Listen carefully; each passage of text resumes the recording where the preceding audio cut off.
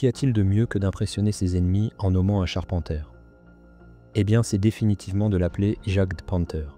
Pour nous qui ne parlons pas allemand, cela signifie littéralement panthère chasseuse, ou mieux traduit, peut-être panthère chasseur. Quoi que ce soit, il y a une question à laquelle nous devons répondre. Pourquoi les équipages même de ce chasseur de chars, facilement capables de détruire n'importe quel char que les Alliés possédaient, à des portées où leur tir serait insignifiant, était-il la principale cause de sa destruction?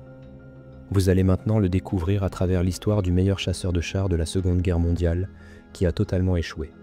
Maintenant, pour que tout ait du sens, nous devons commencer non pas par le véhicule, mais par le canon, car c'est de là que tout est venu. Dès 1939, les Allemands voulaient une nouvelle version du célèbre canon Flak de 88 mm. Le modèle original était entré en service au milieu des années 1930 et s'était déjà fait un nom pendant la guerre civile espagnole, où il fut testé pour la première fois. Bien que conçu pour abattre les avions, il s'avéra rapidement tout aussi efficace pour détruire les chars et les fortifications au sol. Mais avec la technologie s'améliorant rapidement, les bombardiers volant plus haut et les chars grossissant en épaisseur de blindage, les Allemands voulaient avoir quelque chose qui resterait quelques pas en avance, quelque chose de plus grand, plus fort et plus imposant pour satisfaire les demandes constantes de technologie miracle de leur Führer. La question était de savoir s'ils pouvaient vraiment y arriver. Ici, nous pouvons gâcher la vidéo et dire non, donc vous pouvez arrêter de regarder. Mais bien que ce soit la vérité si vous la réduisez à une question de oui ou non, la vraie histoire était en fait bien plus compliquée et vaut définitivement la peine d'être racontée. Pour ne pas vous embêter avec quelle compagnie a fait quoi, en bref, cette demande mena au KWK 43L71, le canon qui armerait bientôt plusieurs des véhicules les plus lourds d'Allemagne. Maintenant, le nom lui-même est intéressant à expliquer. KWK signifiait Kampfwagenkanon, c'est-à-dire canon de véhicules de combat. Le 43 marquait simplement les deux derniers chiffres de l'année où le design fut finalisé, et L71 décrivait la longueur du canon, qui était 60 et 11 fois plus long que le calibre du canon. Puisque le calibre était de 88 mm, cela rendait le canon de plus de 6 mètres de long. En termes simples, plus le canon est long, plus grande est la vitesse initiale, plus haute la précision et plus la pénétration. À première vue, le KWK 43 ressemblait au canon Flak 88 mm antérieur, puisqu'il tirait le même projectile de calibre. Mais si vous regardez de plus près, la différence était dans la douille. Le nouveau canon utilisait une charge propulsive beaucoup plus importante, qui donnait au même obus de calibre beaucoup plus de vitesse et d'énergie. Pour voir ce que cela signifiait en pratique, comparons les deux canons directement. Le 88 du Tiger I, qui était essentiellement une version modifiée du Flak 88 antérieur, réadapté pour usage de char, pouvait pénétrer environ 120 mm de blindage, incliné à 60 degrés à une portée de 100 mètres. C'était déjà plus que suffisant pour faire du Tiger l'un des chars les plus redoutés de son époque. Mais dans les mêmes conditions, le nouveau 88 pouvait percer incroyablement 202 mm de blindage. Mais la différence venait à longue portée. À 2000 mètres, la pénétration de l'ancien canon chutait à seulement 84 mm, tandis que le nouveau pouvait encore traverser 132 mm à la même distance. Regardez ça. Le nouveau canon à 2 km était plus efficace que l'ancien canon presque à bout portant. Et avec de nouveaux chars lourds alliés apparaissant, comme l'IS-2 à l'est, ce canon serait très nécessaire. Ils avaient donc maintenant développé le grand canon, mais n'avaient pas encore trouvé de réponse à ce qui porterait effectivement ce canon tout sauf petit et léger. Mettre une telle arme sur un affût remorqué détruirait sa mobilité et ferait des équipages des pigeons d'argile. Donc un châssis blindé était une réponse logique, mais il n'était toujours pas facile de trouver le bon. Les premières propositions étaient même de mettre l'ancien 88 sur le châssis du Panzer IV. Mais rapidement, l'attention se tourna vers des plateformes plus lourdes qui pouvaient gérer le nouveau puissant KWK 43. Plusieurs designs étaient déjà en discussion avec les premiers prototypes commençant à prendre forme peu après sous la forme d'un chasseur de chars lourds. La première tentative fut le Ferdinand, plus tard appelé l'Elephant, pour effacer sa réputation précoce comme le pire véhicule allemand jamais construit, une réputation qu'il gagna en combattant sur le front de l'Est. Ils utilisèrent des châssis Tiger de conception Porsche restants qui n'avaient pas gagné la compétition pour le Tiger I. Alors ils les équipèrent d'une énorme superstructure avec le nouveau 88 comme arme principale et à l'époque unique, car au début, il n'avait même pas de mitrailleuse. Il avait l'air assez impressionnant sur papier. Avec 200 mm de blindage frontal, il était pratiquement invulnérable à tout ce que les soviétiques avaient, à part les lourds obusiers de 152 mm. Le canon resta fidèle à son nom et élimina beaucoup de chars ennemis. Cependant, le Ferdinand était notoirement peu fiable, avec un système de transmission électrique compliqué, bien trop lourd pour traverser les ponts, et quand il s'enfonçait dans la boue ou glissait dans un fossé, il était presque impossible à récupérer à cause de son poids. Donc, le Ferdinand était plus souvent un handicap qu'un atout. La deuxième tentative fut le Nashorn, assemblé à partir d'une combinaison de composants Panzer 3 et 4 et bien sûr le nouveau 88. Ce design alla maintenant dans la direction opposée du Ferdinand. Il était trop haut avec un blindage fin comme du papier qui le rendait extrêmement vulnérable sur les champs ouverts du front de l'Est.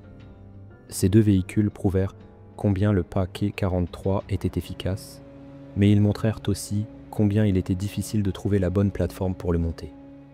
Le Tiger II utiliserait ce canon, mais c'était un rêve lointain de les construire effectivement en nombre significatif, car il était extrêmement cher et difficile à fabriquer. Monter le canon dans une configuration de chasseur de chars sans tourelle était un travail beaucoup plus facile. Puis quelqu'un eut finalement l'idée d'essayer le châssis du Panther. Il semblait prometteur, et fin 1943, les prototypes étaient déjà sous examen. Sur la coque du Panther fut plaquée une superstructure de plaques de blindage aux angles aigus allant entre 50 et 81 mm d'épaisseur, et le nouveau 88 fut monté dans une casemate fixe. Maintenant, pour la première fois, les Allemands semblaient avoir un chasseur de chars qui combinait puissance de feu, mobilité et protection d'une manière pratique. Du moins, ils le pensaient. La production du Jagdpanther commença au début de 1944. Mais même avant que les premiers véhicules sortent, le programme avait déjà quelques mois de retard. Ce n'était pas inhabituel en soi pour les projets de chars allemands. Mais le vrai problème venait de la campagne de bombardement alliée qui perturbait les lignes d'approvisionnement et frappait les usines elles-mêmes. Mi-1944, les planificateurs allemands s'attendaient à produire environ 150 Jagdpanther chaque mois. Mais regardez ça, début juin, seulement 6 avaient été achevés.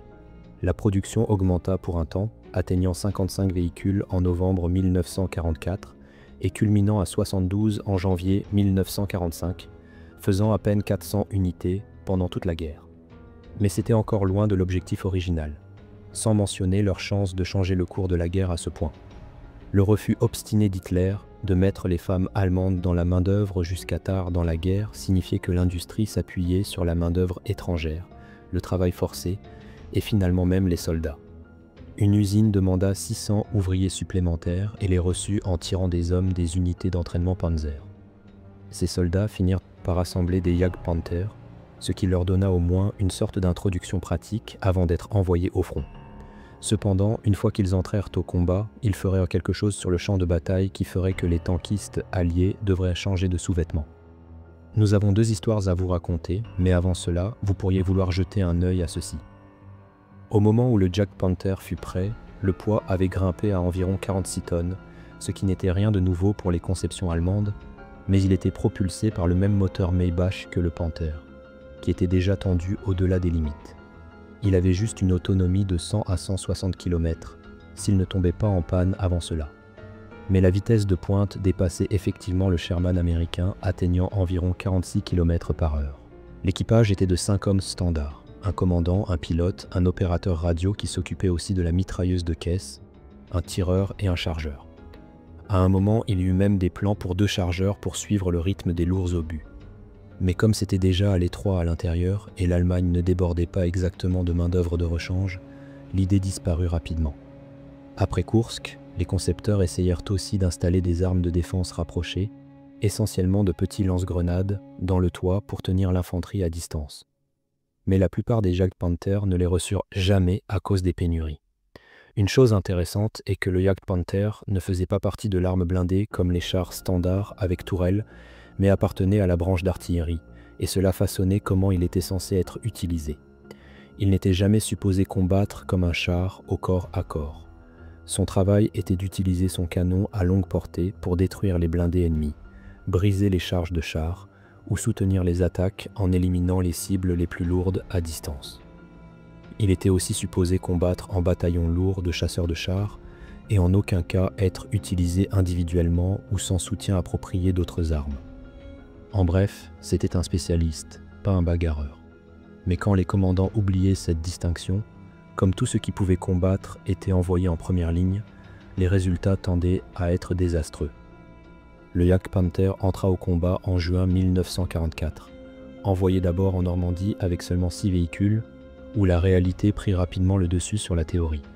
Sur ces 6, 5 étaient opérationnels. Combattre dans les haies de Normandie était particulièrement difficile. Les équipages devaient souvent se repositionner après avoir tiré seulement quelques coups, car l'artillerie alliée ciblait immédiatement leur position. Quand les chars ennemis attaquaient en groupe, la tactique était de retenir le tir jusqu'à courte portée, puis cibler le dernier ou le premier char de la colonne et essayer d'en détruire autant que possible en succession rapide. Habituellement, le reste se dispersait sous la fumée après que le premier char était détruit. Mais il y a une embuscade spécifique où les Jagdpanthers feraient quelque chose que personne n'aurait pu s'attendre. Le 30 juillet 1944, la 6e brigade blindée de la garde poussait en avant en Normandie avec leurs chars Churchill. Ils avaient défoncé les défenses extérieures allemandes, mais ce faisant, ils avaient distancé leur soutien d'infanterie, poussant en avant sur 10 km seuls, complètement sans soutien. Ce qu'ils ne savaient pas était que 3 Jagdpanthers allemands, qui d'ailleurs à ce point, personne ne savait même qu'ils existaient, étaient en embuscade, cachés dans une couverture épaisse à seulement quelques centaines de mètres. Les chars alors entassés dans un petit champ, et les officiers venaient juste de descendre pour un groupe d'ordre. Puis tout d'un coup, l'artillerie commença à pleuvoir, envoyant les hommes se précipiter de nouveau dans leurs chars. Un Churchill fut touché directement par un obus d'artillerie et mis hors de combat pendant que le barrage continua pendant 10 minutes. Puis, juste comme la poussière retombait, les Jagdpanthers avancèrent depuis environ 500 mètres.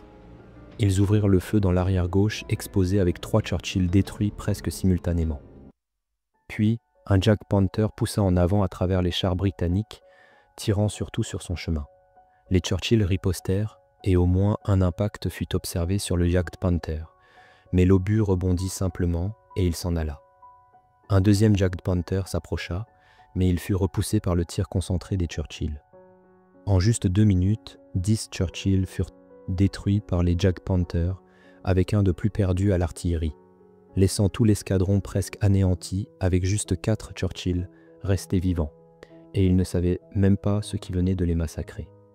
Plus tard ce jour-là, cependant, ils trouvèrent un Jagdpanther abandonné à proximité, incendié par son équipage après avoir subi des dégâts aux chenilles. Un autre gisait plus loin, paralysé sur le bord de la route, et près d'une petite gare, les gardes tombèrent sur un prix encore plus grand, un Jagdpanther encore intact. Sa chenille gauche était cassée et ses roues endommagées. Mais pour une raison quelconque, l'équipage allemand ne l'avait pas détruit avant de fuir. Les équipes de récupération s'en emparèrent rapidement, faisant de celui-ci le premier Jagdpanther à tomber entre les mains britanniques et offrant finalement une chance d'étudier ce nouveau chasseur de chars. Bien qu'ayant prouvé être plus que capable au combat, vous avez probablement attrapé le fait que tous les 3 qui oblitérèrent les chars britanniques sans aucun dégât de combat furent bientôt après abandonnés. Eh bien, ce n'allait pas arriver qu'une seule fois. Tôt, les transmissions finales notoirement fragiles des Jagdpanthers duraient littéralement à peine 35 km avant de tomber en panne. Les améliorations ultérieures étendirent cela à environ 400 km, mais le canon lourd monté à l'avant plaçait encore un stress énorme sur les barbotins d'entraînement. Cela peut ne pas sembler si mal, jusqu'à ce que vous vous rappeliez que beaucoup de pilotes de fin de guerre étaient des gamins jetés au combat après juste des semaines d'entraînement, et beaucoup n'avaient jamais même conduit une voiture auparavant. Vous pouvez imaginer combien de temps les transmissions finales duraient dans ces conditions. Aussi, le canon reculait loin dans le compartiment de combat quand il tirait. Et si le chargeur n'était pas assez rapide, il pouvait facilement perdre n'importe quelle partie du corps qui était sur son chemin. Pour les équipages de Jagdpanther, pas mal finirent avec des mains ou des jambes cassées, peut-être aussi le résultat du mauvais entraînement, comme la guerre traînée. La plupart des pertes de Jagdpanther n'étaient pas causées par les chars ennemis ou les canons anti-chars, pour lesquels il était si bien préparé, mais par les pannes mécaniques combinées aux dégâts d'artillerie. Et quand l'infanterie allemande était forcée de battre en retraite, pour les Jagd Panthers échoués, il n'y avait simplement pas de temps ou de ressources pour les sauver, et ils devaient habituellement être détruits par leur propre équipage pour qu'ils ne tombent pas entre les mains ennemies.